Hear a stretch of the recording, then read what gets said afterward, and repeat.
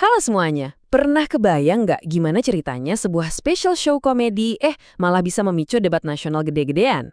Nah, kali ini kita bakal bedah gimana satu pertunjukan stand-up di Indonesia bisa nyulut perdebatan panas soal humor, politik, dan bahkan keadilan.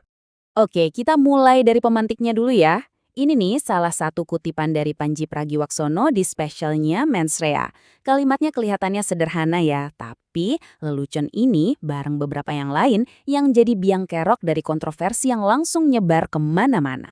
Nah, ini dia pertanyaan utamanya. Gimana caranya sebuah lelucon, cuma sebuah lelucon, bisa berkembang jadi kritik yang dalam banget ke sistem? Yuk kita telusuri bareng-bareng perjalanannya, dari panggung komedi sampai jadi obrolan panas di ruang publik. Oke, jadi lelucon apa aja sih yang bikin heboh ini? Ada dua poin utama nih yang perlu kita lihat lebih dekat. Yang pertama, soal candaan tentang wakil presiden Gibran yang katanya kelihatan ngantuk. Terus yang kedua, nah ini nih yang mungkin lebih sensitif ya, soal candaan kalau organisasi Islam besar kayak NU dan Muhammadiyah itu dapat izin tambang sebagai hadiah politik. Dua lelucon ini, langsung jadi bensin yang ngebakar media sosial. Nah, pastinya lelucon kayak gini langsung memicu reaksi kan? Tapi yang seru justru gimana publik dan komedian lain nanggepinnya. Soalnya pendapatnya tuh pecah banget. Jadi, di satu kubu, tuduhan langsung muncul. Katanya Panji ini body shaming dan ngehina ormas. Tapi, di kubu lain, ada komedian tretan muslim yang punya pandangan beda banget. Kata dia, Gibran sendiri kayaknya sih nggak bakal tersinggung. Dan kalau sampai ditanggapin pakai demo, itu malah bikin orang mikir, wah, jangan-jangan kritiknya benar. Dan kutipan ini ngerangkum poin utamanya tretan muslim. Intinya tuh gini, yang bikin gaduh itu bukan Panjinya, tapi reaksi orang-orang yang ngebela. Yang menurutnya malah bikin citra Mas Gibran jadi kelihatan jelek, kelihatan anti kritik. Ironis kan? Niatnya membela, malah bisa jadi lebih merusak. Tapi ceritanya nggak berhenti di situ. Debat ini tiba-tiba ngambil belokan yang nggak disangka-sangka. Seorang politisi senior ikut nimbrung, dan pandangannya, wah ini beda banget dari yang lain. Dia ngasih interpretasi yang sama sekali baru. Siapa dia? Basuki Tjahjanpurnama atau Ahok. Ternyata beliau nonton juga show-nya Panji. Dan reaksinya bikin kaget. Bukan yang lihat ini sebagai penghinaan, beliau malah muji Panji, bilang nekat banget dan dia pro banget. Tiba-tiba aja kan, narasinya langsung geser.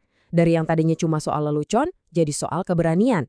Nah, kuncinya tuh ada di satu frasa ini, menurut keyakinan saya. Menurut Ahok, ini bukan sekedar kalimat pembuka biasa, ini tuh sindiran cerdas banget buat sistem hukum kita, di mana keputusan hakim seringkali didasarkan pada keyakinan mereka. Sebuah konsep yang jujur aja kadang bisa terasa subjektif banget dan susah diukur kan?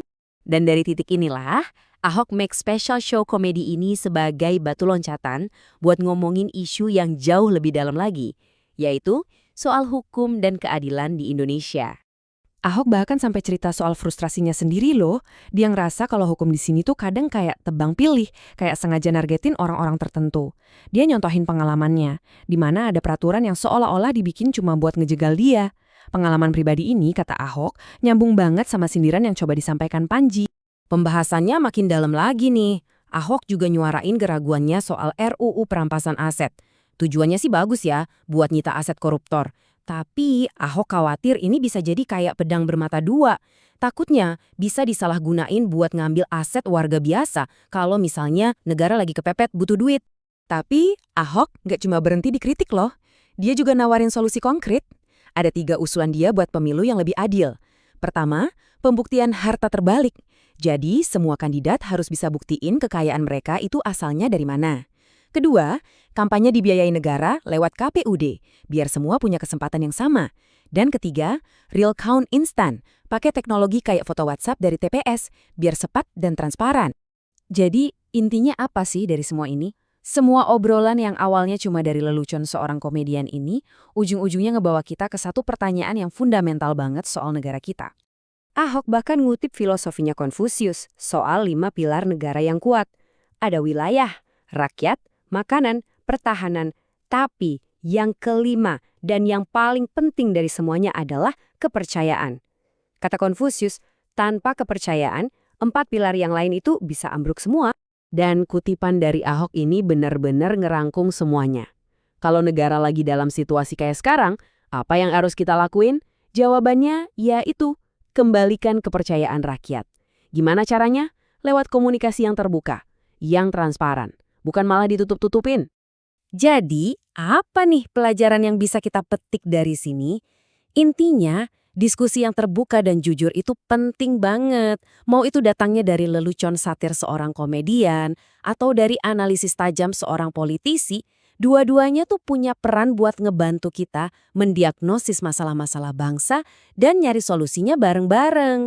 Nah, sebagai penutup, saya mau ninggalin satu pertanyaan buat kita semua renungkan. Kalau kita setuju kalau kepercayaan itu adalah fondasi yang lagi retak, kira-kira obrolan-obrolan sulit apa lagi ya yang harus kita berani mulai supaya kita bisa bangun lagi fondasi itu? Coba deh dipikirin. Terima kasih sudah menyimak.